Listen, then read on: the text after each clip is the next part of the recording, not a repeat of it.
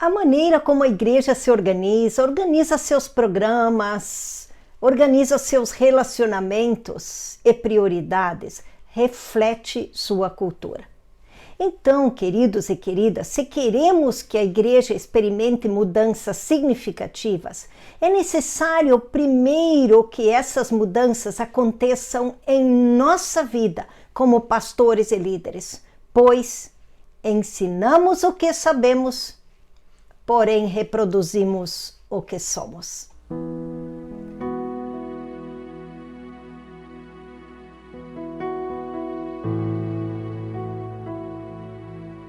Muito bem-vindo, muito bem-vinda ao nosso Café com Palavra.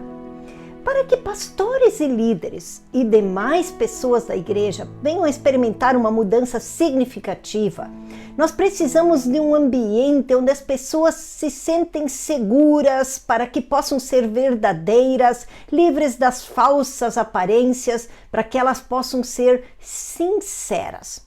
É interessante a história da palavra sincera. A palavra sincera vem da junção de duas palavras do latim, sine e cera. Há quem acredita que isso se originou no antigo hábito de passar cera nas esculturas em mármores para esconder pequenas imperfeições.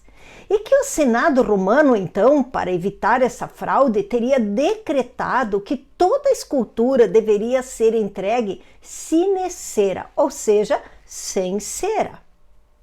Mas ser sincero é algo que às vezes nos assusta.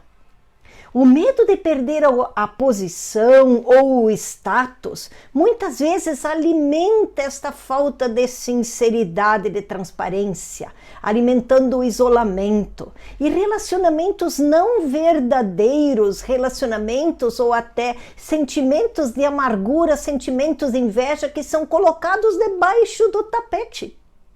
Na superfície, tudo parece lindo, maravilhoso, parece bem. Mas lá no fundo, nós temos uma dificuldade, pois vivemos em um ambiente desprovido de graça, de acolhimento, de aceitação, e um ambiente altamente competitivo. Esses relacionamentos não sinceros, que não nos possibilitam ser nós mesmos, criam uma cultura onde o valor está no fazer e não no ser. Quanto mais eu faço, mais sou aplaudido, mais sou aceito. Então eu escondo minhas imperfeições e mostro minhas vitórias. Porém, isso não é uma cultura que expressa a cultura do reino de Deus. E esse ambiente não encoraja a mudança das pessoas para que a igreja experimente então uma grande mudança, pois não possibilita a transparência, o ser sincero, o reconhecimento das nossas imperfeições e das nossas necessidades. Tem sido fantástica a experiência em nossos pequenos grupos de 4 de discipulado, nossos microgrupos. Nós procuramos intencionalmente desenvolver esse ambiente de graça, de aceitação, que encoraja as pessoas a viver a transparência para que possam experimentar mudanças em sua vida. Mas o que significa esse ambiente de graça? Significa, querida e querida, que nós tratamos os outros melhores do que nós esperamos ser tratados. Sim, um ambiente onde nós podemos nos mostrar quem de fato nós somos. E nós somos encorajados e encorajadas a crescer de forma intencional. Por quê? Porque graça gera graça. A maioria das pessoas reconhece um ambiente de graça.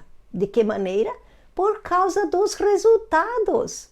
Um ambiente de graça, as pessoas sentem seguras, elas crescem, elas confiam umas nas outras e elas começam a viver de forma autêntica, genuína.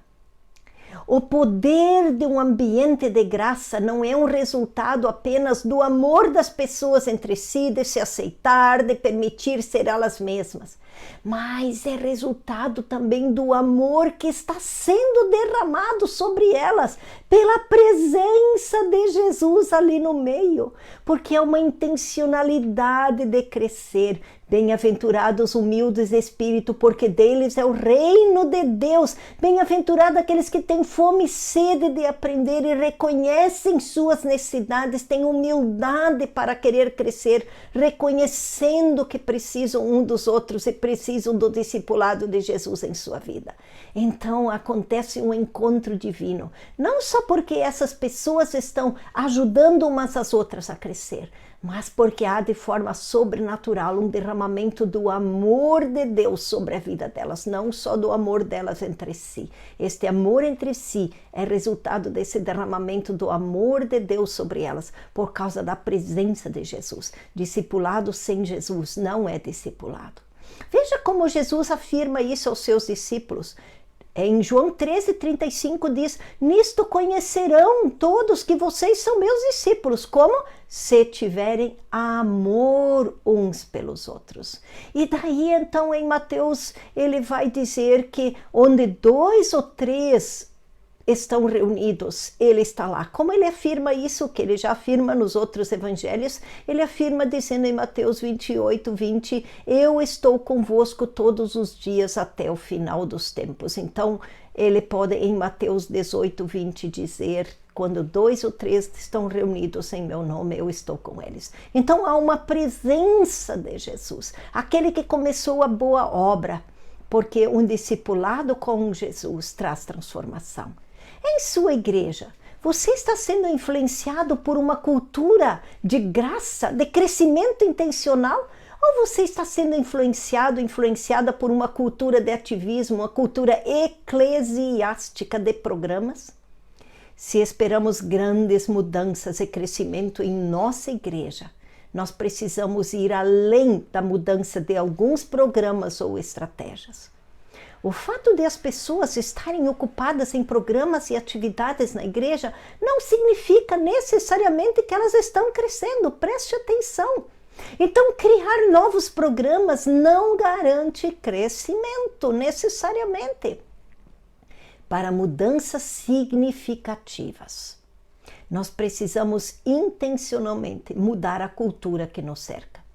E para isso, os pastores e líderes precisam ter primeiro em sua vida o DNA, ou seja, precisam ter em sua vida, precisam estar vivendo e sendo o que querem que a igreja seja e viva. Por quê? Porque reproduzimos o que somos. Não basta ensinar o que sabemos. Uma cultura de discipulado só vai fazer parte da igreja de fato se ela fizer parte da minha e da sua vida enquanto pastores e líderes da igreja. A começar em mim.